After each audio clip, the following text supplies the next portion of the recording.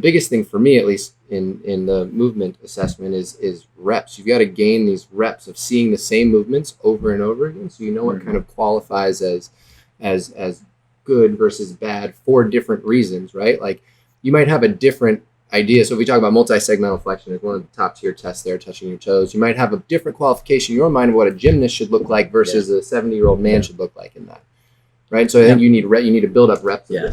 Or even I think that's important to note because I think each individual person should be held to this similar criteria of setup, but then held to a different standard of performance based on what they have experienced in the past or where they want to go. I think you always have to keep in the back of your mind, they're sure we're going to lay out like this is something you should dive into based on this measurement. But at the end of the day, someone that operates at a very high level kind of has to be graded a little differently than someone that maybe is just conducting their normal daily activities of walking. I think it's a good conversation on that specifically because I'm a big fan of Gray Cook, and he's been a mentor of mine from the beginning. And this, I would highly suggest that therapists start with the FMS and the SFMA process. I think the SFMA process is a really good process for clinical work, and I think the FMS process is probably great for more prepare for discharge or return to sport or high level activity, kind of kinetic linking, like is everything working together effectively? So it's good in that kind of end stages of rehab, but pre-stages of sports performance or of fitness training. So I think the FMS kind of fits in that space. But I do think it's a great tool to start with because it really challenges your mind for thinking. And this is a comment from Gray, which would challenge that thought. And I'm not challenging it myself necessarily, but I think that what Gray speaks to one thing, and I think it's a good quote, is, if you look at vision, if you take someone, you look at an eye chart, for example, if you say, if you're 20 years old and you go to the eye doctor, you look at the eye chart, you're 20 feet away, and what is that row? And, if you're 80 years old, you go to the eye doctor's office and you look at the same damn chart. So the chart doesn't change. And that's a big question that challenges his development of the FMS and such is, should we change the test for the person? And I think we all would agree, no, let's not change the test of the person. Let's not change the eye chart, but maybe let's change our expectation of the result, as you were indicating, right? What do we expect that person to do? And maybe don't expect someone who's 80 to have 20/20 vision with no assistance, nor might I expect an 80-year-old to do an overhead squat with no problem, get a 3 on an overhead squat. I wouldn't expect either of those two things to happen. So what's the allowable variance? And to your point, that's, I think, exactly what you're saying on the experience side is what do you start to expect and what's acceptable? Sure. And let's take those next steps as far as other things to dive into. We use those tools extensively in the start of our treatment and our treatment programming. We use them with a mindset that backs them up. So the mindset is when I'm looking at these movements or these skills, I'm looking at a joint by joint approach, and I'm looking at what things move and what things don't move. And then I'm thinking about the fascial line. So at this point for me, when I watch somebody move, in my brain, I'm seeing them move kind of in 3D and kind of removing the skin off the body in a gross way. It's like, does the joint do what I want it to do? Does it do what I expect it to do? And then does the fascial lines allow for the movement to happen? Does it have control or does it have tension? And looking for those variables and in that manner. So is this a joint limitation issue or is this a soft tissue limitation issue?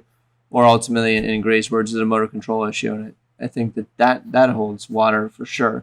But the perspective is key, that you go into this movement screening process of like, what do you expect to see?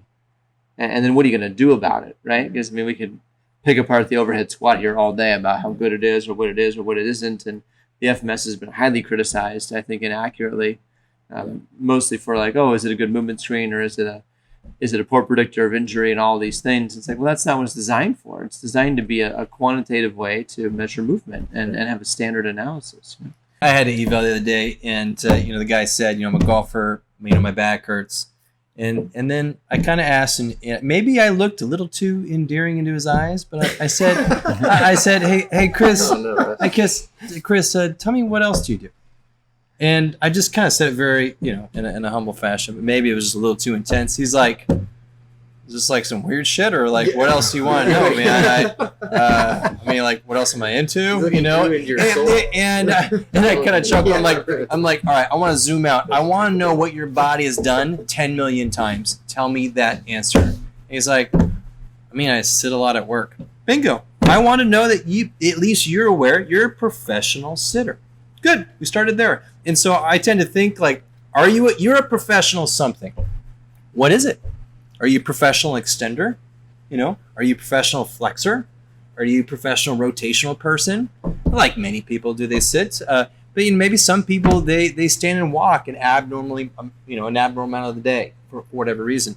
But trying to zoom out, I like this, especially with like pregnant women. You just carried a baby for like 9 months. You got really good at that. You're professional at it right now, unfortunately. So I think zooming out, when has the body done 1,000 reps, and you start to understand, of course your posture is like that. Chronic posture, dynamic posture, call it what you will. Your body's been a little bit contorted and kind of held there for a while. Yeah, I think that's a huge point. Is like, it's so easy to get sniper vision into, okay, what is the movement dysfunction? What is the mobility restriction of this joint or this soft tissue or this motor control element, versus being able to like step back and see what continual habits make up the structures in their body and the postures they're presenting with. Or even little things like, is that thigh smaller than that thigh? And why do you have knee pain? It seems correlated to that thigh that is a little bit smaller because it's not tolerating the deceleration load you're asking upon it for everyday activities. So taking that step back is so big, and it can happen before any movement screen you choose to do even is conducted. And that global look can be so simple. Like you're talking about extension versus flexion. You think about the gymnast that's always an extension, or the pregnant woman that's been an extension for 9 months. Our job might be to get them in a little bit more flexion in a very simple look. Or your desk guy sitting there, he's in flexion all the time. Our job might be able to figure out how to get him in a little bit more extension. If you look at it, it's most basic like that. It can kind of help direct some of the more detailed assessments that you do.